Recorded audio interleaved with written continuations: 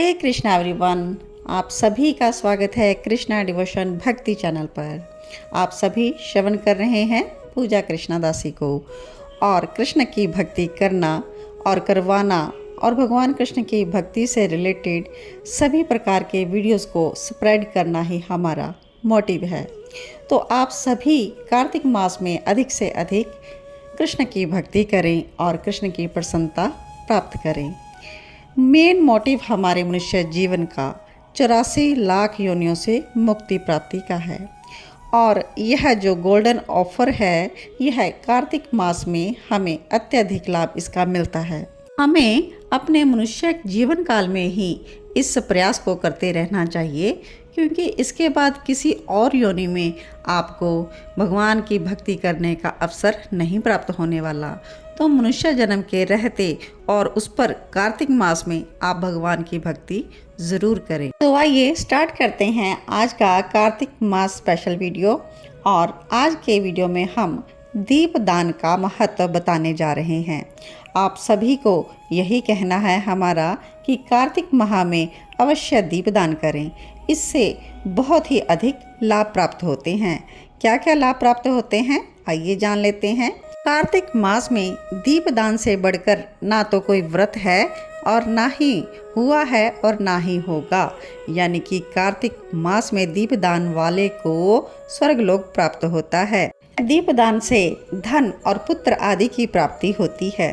दीपदान करने वाला सौभाग्य युक्त होकर भगवान कृष्ण के गोलोक में वास पाता है। दीपदान से आयु बढ़ती है, नेत्र ज्योति भी बढ़ती है। और कार्तिक मास में दीपदान करने वाला अगर लक्ष्मी प्राप्ति की इच्छा रखता है तो आप लक्ष्मीवान भी बनते हैं। कार्तिक मास में दीपदान की महिमा बहुत से पुराणों में कही गई है। तो आइए आगे हम जानते हैं पुराणों के अनुसार किस प्रकार से दीपदान की महिमा बताई गई है। अग्नि पुराण के अनुसार जो मनुष्य देव मंदिर या ब्राह्मण के घर में दीपदान करता है वह सब कुछ प्राप्त कर लेता है। पद्म पुराण के अनुसार मंदिरों में नदी के किनारे दीपदान करने से लक्ष्मी जी प्रसन्न होती हैं। दुर्गम स्थान या भूमि पर दीपदान करने से व्यक्ति नरक जाने से बच जाता है।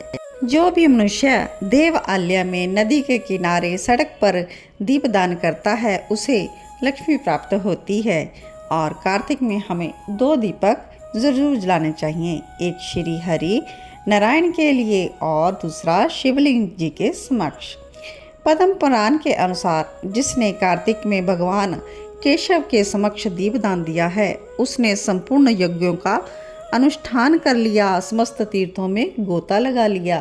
क्योंकि भगवान कृष्ण ने कार्तिक मास में दामोदर लीला की थी, तो दामोदर कृष्ण के बाल स्वरूप के आगे आप दीपदान जरूर करें।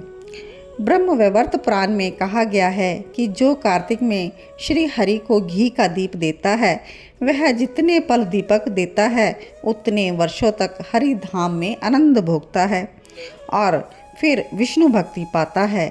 महाधनवान नेत्र की ज्योति से युक्त होकर दीप्तिमान होता है।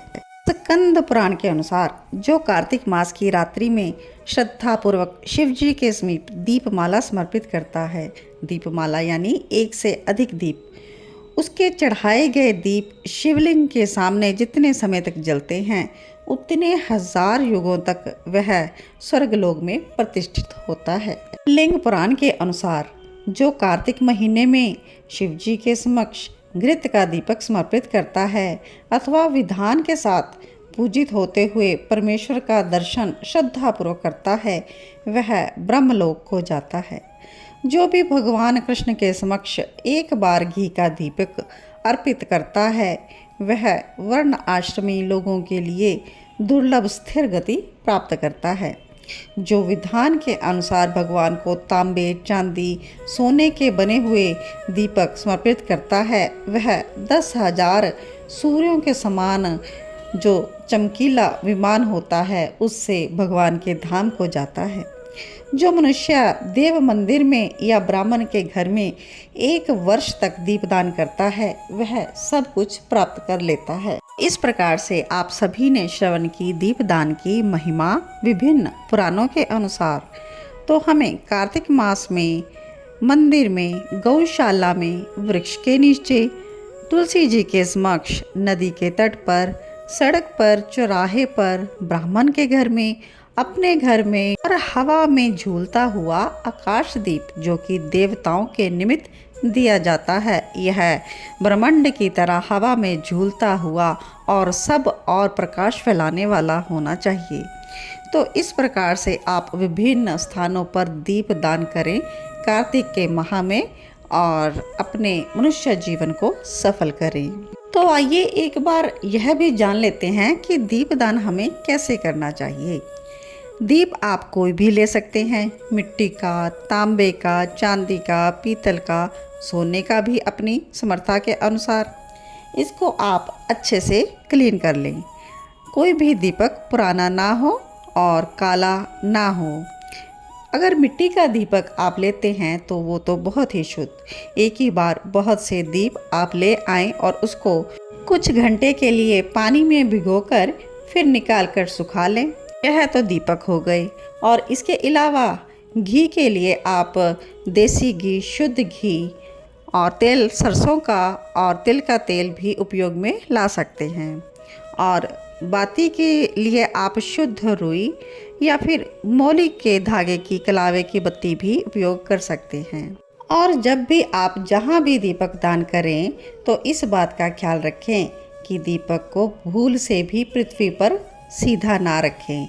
यानी कि दीपक को पृथ्वी पर रखने से पहले या तो आपको गेहूं नीचे रखने हैं या चावल के दाने, या फिर आप फूल भी रख सकते हैं या फिर कोई प्लेट रख सकते हैं। क्योंकि जो पृथ्वी है हमारी, ये भी हमारी माता है और दीपक का ताप इनसे भी सहन नहीं होता।